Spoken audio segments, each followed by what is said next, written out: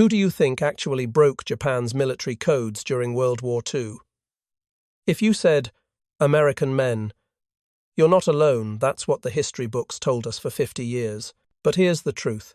While generals got medals and admirals got monuments, 11,000 women worked 16-hour shifts in windowless rooms, decoding the enemy's deepest secrets. Their names were erased, their photographs were burned, their contributions were classified for half a century.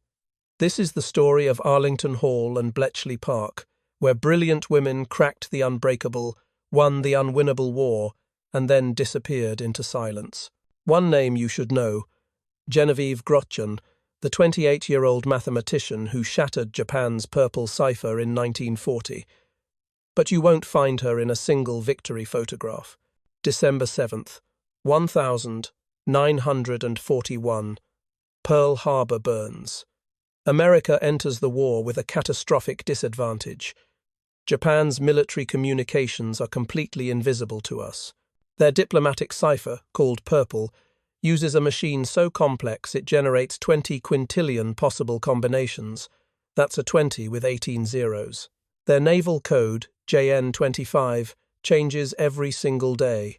Without breaking these codes, every battle is a coin flip. Every invasion is a gamble with American lives. So, the U.S. Army converts a girls' school in Arlington, Virginia into a cryptanalysis factory. They recruit 11,000 women mathematicians, teachers, librarians, fresh college graduates who studied Latin and literature, not warfare. By 1943, women comprise 85% of Arlington Hall's workforce. 7,000 female cryptanalysts working in shifts around the clock, processing over 3,000 Japanese messages per day. These weren't typists. They were codebreakers. Genevieve Grotjan spent 593 days analyzing Purple before recognizing a 25-character pattern that unlocked the entire system 15 months before Pearl Harbor. Caracristi, a 21-year-old literature major, identified the movement patterns in JN-25 that led directly to America's victory at Midway in June 1942. 4 Japanese aircraft carriers sunk because a woman who'd never studied mathematics noticed something wrong in the frequency tables. But here's the betrayal.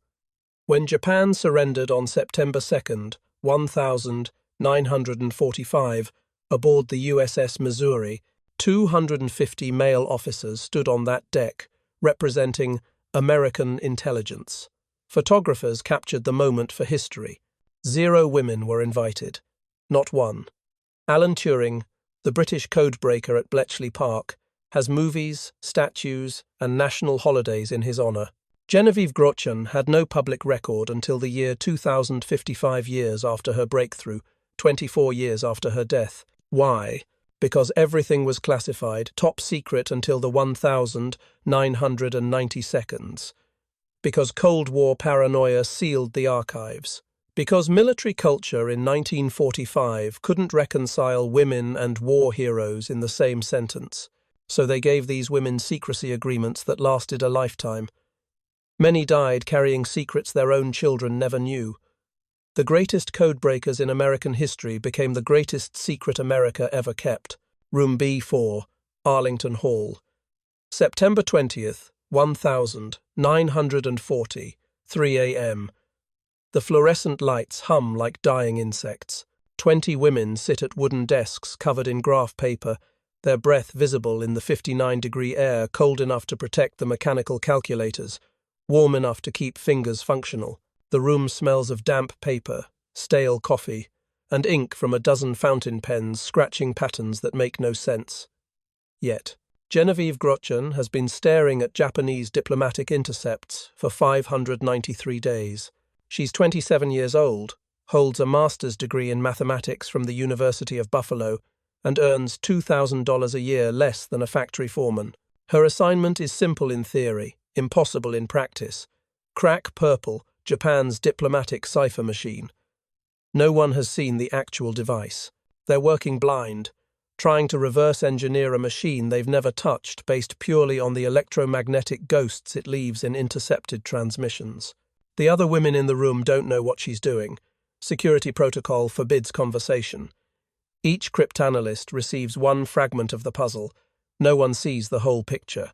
So they work in silence, 20 women, 20 separate wars against entropy and mathematics, connected only by the sound of pencils breaking and the occasional suppressed cough. Genevieve's eyes burn. She's analysed over 40,000 character groups, looking for the repetition that would indicate a cipher alphabet, cycling back to its starting position. Purple uses telephone stepping switches, she's guessed that much, creating polyalphabetic substitution so complex it seems random. Seems. But true randomness doesn't exist in human-made systems. There's always a pattern. Always. And then she sees it. A 25-character sequence repeating across 3 different messages sent on different days. Her hand freezes mid-notation. She counts again. 25. Exactly. She stands up so fast her chair scrapes against the linoleum. "I've got it," she says, the first words spoken in that room in 4 hours. The other women look up. Someone starts clapping, soft and brief. Then everyone returns to work. There's no celebration. There's only more work. Genevieve's breakthrough means the United States can now read Japan's diplomatic communications 15 months before Pearl Harbor. We know their strategy. We know their intentions. We know war is coming. But Genevieve receives a $200 bonus, roughly 1 month's salary for a factory worker and a handshake. No promotion. No public recognition. In 1945, she signs a lifetime secrecy agreement. In 1976, she dies at 63. In 2000, her name is declassified. She's been dead for 24 years. Across the building, a different war is being fought. Anne Caracristi arrived at Arlington Hall in 1942, fresh out of Russell Sage College with a degree in Italian literature. She answered a newspaper ad. Wanted. Women with foreign language skills for confidential war work. She expected translation. Instead, they handed her JN-25, the Imperial Japanese Navy's operational code. JN-25 is a monster. It uses a codebook with 33,000 5-digit groups, then adds a secondary layer of numerical cipher on top. And it changes. Every single day, the additive tables reset. What Anne broke yesterday is useless today. Her job is frequency analysis, counting how often each 5-digit group appears, tracking patterns in 50,000 characters per shift. 18 hours a day, 6 days a week, sitting in a straight-backed wooden chair that carves permanent aches into her spine. Her eyes turn bloodshot from scanning columned numbers under harsh lights. Her right hand develops a permanent callus from gripping a pencil. But in May 1942, Anne notices something. A specific 5-digit group, which she's labelled AF because she doesn't know what it means, is appearing with increasing frequency in Japanese naval traffic. More messages, more urgency. The pattern suggests a major operation targeting location AF. But where is AF? Pearl Harbor, the West Coast, Australia? Anne's analysis, combined with work from dozens of other women tracking ship movements and supply requisitions, points to one location, Midway Atoll, a tiny speck in the Pacific that most Americans couldn't find on a map. Admiral Nimitz trusts the intelligence. On June 4, 1942, American dive bombers catch 4 Japanese aircraft carriers with their decks full of armed and fueled planes. All 4 carriers sink. Japan loses its offensive capability in the Pacific. The war's trajectory changes because a 21-year-old literature major who'd never studied mathematics recognized a pattern in numbers. After the war, Anne is told to resign to make room for returning male veterans. She refuses. She stays at what becomes the National Security Agency, climbing slowly through bureaucracy that never quite believes a woman belongs in intelligence work. In 1980, she becomes the NSA's first female deputy director. But even then, her World War II contributions remain classified. In 2008, at 87 years old, she finally gives an interview. For 40 years, my husband didn't know what I did during the war. He thought I was a typing clerk. Even when I became deputy director of the NSA, I still couldn't tell him about Midway. You know what it feels like, carrying the greatest secret of your life, and never being able to share it with anyone. Then there were the others, the thousands with no names. In March 1943, 6 women were recruited together: 2 high school math teachers, a college dropout whose family needed money, a law firm secretary, and 2 fresh graduates, ages 19 to 24. We don't have their names. They weren't important enough to record. They worked under the silence protocol. No talking to the person next to you, no asking what anyone else is working on. Each woman received 500 sheets per day. Count character frequencies, mark patterns, send results upstairs, never learn the outcome, never know if your work mattered. The room was silent as a morgue. Just the scratch of pencils on paper. A sneeze was a disciplinary violation. Lunch was 15 minutes, eaten at your desk.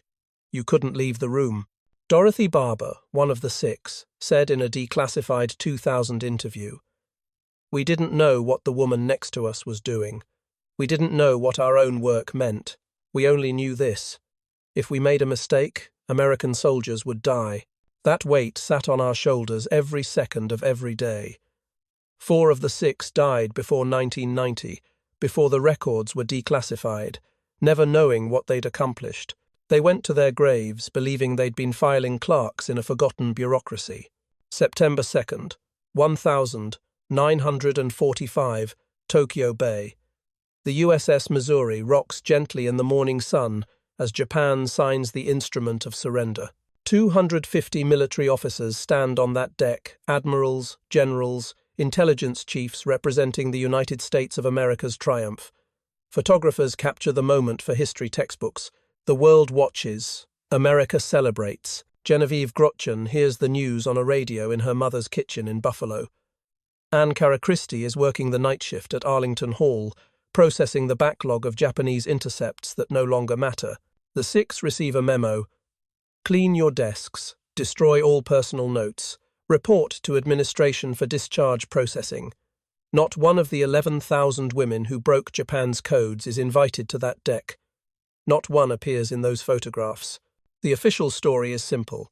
American intelligence, meaning American men, won the war in the Pacific.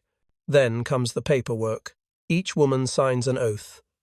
I hereby swear never to disclose the nature of my wartime work, in any form, for the duration of my life. The penalty for violation: prosecution under the Espionage Act, possible prison time, definite disgrace. Dorothy Barber later recalled, "Even to my husband I couldn't say a word. When he asked, 'What did you do in the war?' I said, 'Office work.' For 50 years of marriage, that's all I could say. Office work. The injustice goes deeper than silence. These women were paid 40% less than men doing identical work.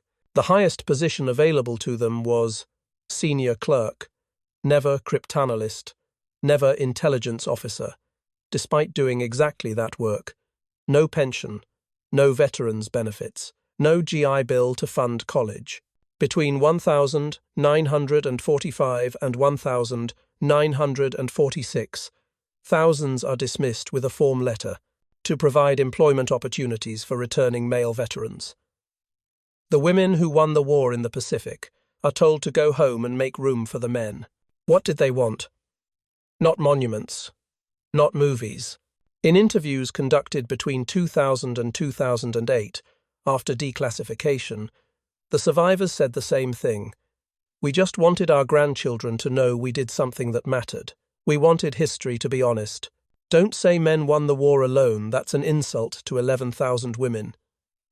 Caracristi, at 87, said it plainly, I'm grateful I can finally tell this story, but I'm heartbroken that 10,000 others never got the chance. They died carrying secrets even their own families never learned. Wars are not won only on battlefields. They're won in windowless rooms by people who never fire a shot, never see combat, never get their hands bloody.